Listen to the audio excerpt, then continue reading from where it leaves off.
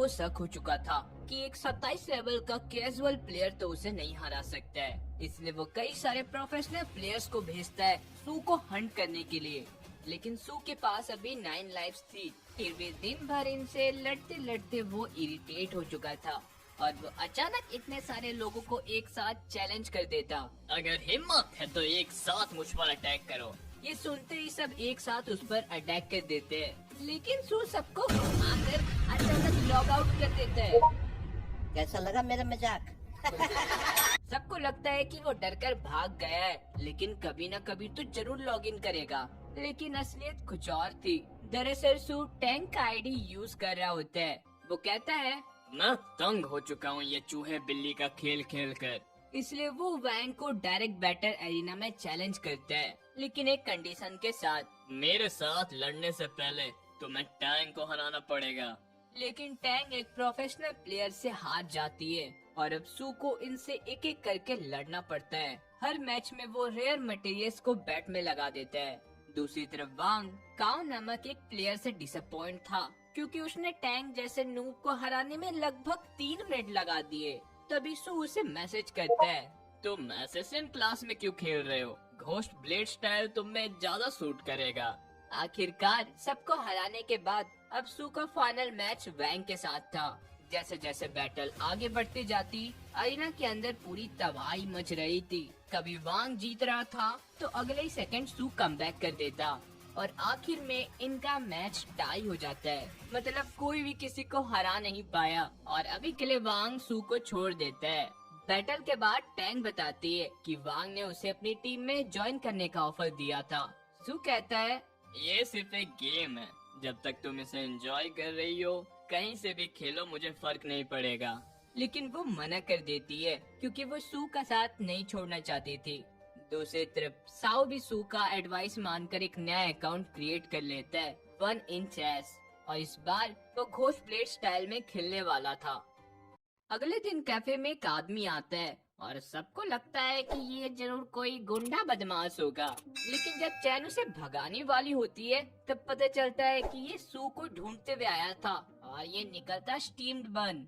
Game के अंदर rumours फैल चुके थे। लॉर्ड क्रीम का ग्रुप रेयर आइटम्स लेकर डंजन क्लियर करने में हेल्प कर रहे हैं, इसलिए कई गिल्ड लीडर्स सू के पास जाते डंजन क्लियर करवाने के लिए।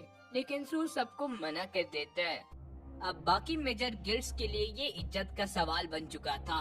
ऐसे तो कभी हमें मौका नहीं मिलने वाला है। तो ब्रू ब्रू गिल्ड अपने मेंबर्स के साथ प्लानिंग करने लगते हैं ताकि वो सू का रिकॉर्ड तोड़ सके। वो बहुत आगे जा रहा है। गेम के अंदर एक इवेंट चल रहा था तो लॉर्ड ग्रिम का टीम वेपन एक्सचेंज और शॉपिंग करने आए थे।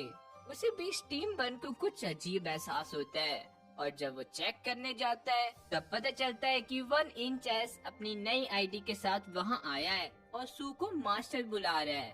तभी सू को एहसास होता है कि उन्हें कई सारे प्लेयर्स चारों तरफ से घेर रखे हैं। 3 मेजर गिल्ड साइड से उन्हें देख रहे थे और ये मौका मिलते ही उन पर अटैक कर देते हैं। लेकिन सू के टीममेट्स उनका प्लान कामयाब नहीं होने देते।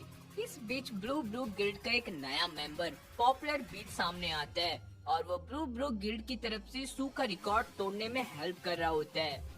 टीम 1 सिचुएशन को संभाल नहीं पा रहा था तो सू इस फाइट में दखल देकर उसे दूर भेज देता है। तभी सू को पता चलता है कि ब्लू ब्लू गिल्ड ने एक नए मेंबर को ऐड किया है और उनका रिकॉर्ड भी तोड़ दिया है।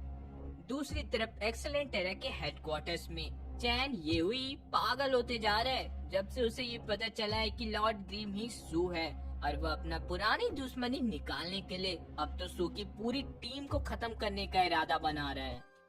इधर काओ टेंशन में था कि वो इस रिकॉर्ड को कैसे तोड़ पाएंगे। तब सू उसे कहता है, अगर तुम अपने नए आईडी के साथ हमारा साथ दोगे तो हम ये रिकॉर्ड जरूर तोड़ पाएंगे। अगले दिन पॉपुलर बीट सू को 1-on-1 मैच के लिए चैलेंज करता है। तब सू उसका चैलेंज एक्सेप्ट करते हुए चैन के अकाउंट से उसके साथ मैच खेलने लगता है और सिर्फ 39 सेकंड में उसे हराकर ये एहसास करवाता है कि तुम्हें तो कोई लो लेवल आईडी नहीं हरा सकता है। इस तरफ हांग डरा हुआ था क्योंकि उसके कैप्टन को उसका असलियत पता चल गया है कि वो छुप छुपा कर सू के लिए खेल रहा था। हांग ये बात सू को बताता है। इस बीच बोनियार डंजन में जिस तरह सू ने एक नया रिकॉर्ड बनाया था ना, उसकी सारी गेम प्ले और स्ट्रेटेजीज किसी ने ऑनलाइन पोस्ट कर रखी थी। सू को जब इसके बारे में पता लगता है, वो रिसर्च करने के लिए जाता है। तब उसे हांग का मैसेज मिलता है, तुम्हारी असलियत और मेरा राज दोनों मेरे कैप्टन को पता चल गए। सू रिप्लाई करता है, अच्छा वही कैप्टन ना, जिसकी हाथों की स्पीड बहुत स्लो है, एक प्रो प्लेयर होते हुए भी। यू ये मैसेज पढ़ लेता है और सू की बात सुनकर उसे 1-on-1 मैच के लिए चैलेंज कर देता है। अब तुझे पता चलेगा स्लो कौन है। कैप्टन का कैरेक्टर गेम के अंदर काफी खतरनाक लग रहा था, जो वारलॉक क्लासिक खेल रहा था। लेकिन ये सब किस काम का, जब सू उनकी सारी स्ट्रेटेजी समझकर उसे हरा देता है। सू के हाथ जो इतने तेज थे कि यू हार कर भी ये समझ नहीं पा रहा था कि एक अनस्पेशलाइज्ड कैरेक्टर उसके जैसे 95 लेवल के आईडी को कैसे हरा दिया। बाद में वो हैंक को बहाना देता है कि सू जीता सिर्फ इसलिए क्योंकि उसे मेरी सारी वीकनेस पता थी। सू अब शांति से उस अकाउंट की तहकीकात करने लगता है जो उसकी स्ट्रेटेजीज को लीक कर रहा था, और बिना सामने आए वो ये सब कर कैसे पा रहा है। तो आखिरकार सू को ये पता चल जाता है कि उनका स्ट्रेटेजी और प्लान लीक करने वाला एक नया प्लेयर है ग्लोरी गेम में, और काफी नूब भी है वो। फिर भी उसने सबकी नाक पर दम कर रखा है। लेकिन अगले दिन हद तो तब हो जाती है जब पता चलता है कि किसी ने गेम के अंदर टैंक के कैरेक्टर को किल कर दिया है। और जब सू उसे रिवाइविंग पॉइंट पर रिवाइव करता है, उसकी कीमती वेपन गायब हो चुकी थी। तब एक मिस्टीरियस लड़की कैफे में आती है और वो निकलती सुमो चैंग, जो सू की मदद करने आई थी। टैंक के कैरेक्टर को मारने के बाद सू बदला लेने के लिए अपनी पूरी टीम के साथ गेम के अंदर एंटर करता है। लेकिन गेम के अंदर एक अलग ही माहौल चल रहा था। सबको मारने के लिए कई लोग घात लगाए बैठे हुए थे, इसलिए सब अलग अलग होकर छुप जाते हैं। लेकिन स्टीम बन जिस जगह पर छुपने जाता है, वहाँ कोई और भी छुपा हुआ होता है, और ये निकलता कोई और नहीं, वही बंदा जिसने इनकी सारी स्ट्रेटेजीज ऑनलाइन पोस्ट कर रखी थी, जिसका अकाउंट का नाम था कंसील्ड लाइट। वो कहता है, मैं तुम्हारी मदद कर सकता हूँ यहाँ से बाहर निकलने में, लेकिन उससे पहले मेरा फ्रेंड रिक्वेस्ट एक्सेप्ट करो। सू स्टीम बन को मैसेज करता है, क्या तुम ठीक हो? वो रिप्लाई करता है, मैंने एक नया दोस्त बना लिया है। अच्छा ठीक है, तुम उसे कोंगी फॉरेस्ट में अपने साथ ले आओ। इस तरफ बहुत सारे लोग सू के पीछे पड़े हुए थे। उनका लेवल लगभग 33 के आसपास था, लेकिन प्रॉब्लम ये थी कि ये सारे मिलकर बहुत बड़ी संख्या में थे, और इनमें से ज्यादातर अलग अलग गिल्ड के मेंबर्स थे जो सिर्फ सू को किल करने आए थे। वहीं इस परेशानी के बीच हांग बार बार सू को मैसेज कर रहा था उसके साथ 1-on-1 मैच खेलने के लिए। आखिर सू कहता है, अच्छा ठीक है, तुम कोंगी फॉरेस्ट में आ जाओ। जैसे ही हांग वहाँ पहुँचता है, कई सारे प्लेयर्स उसके पीछे पड़ जाते हैं उसे किल करने के लिए। लेकिन जब उन्हें पता चलता है कि उसका लेवल तो बहुत ही कम है, तो सब उसे छोड़कर जाने लगते हैं। इसमें कौन अपना टाइम वेस्ट करेगा। हांग गुस्से में उन सबको मारते मारते आगे बढ़ रहा था, और आखिरकार वो सू तक पहुँच जाता है। लेकिन लड़ते लड़ते उसका माना खत्म हो चुका था और वो रेस्ट करने लगता है। तब इस एरिया के मॉन्स्टर अपीयर होने लगते हैं, और उनसे लड़ते लड़ते दोनों का ही अब माना खत्म ही होने वाला था।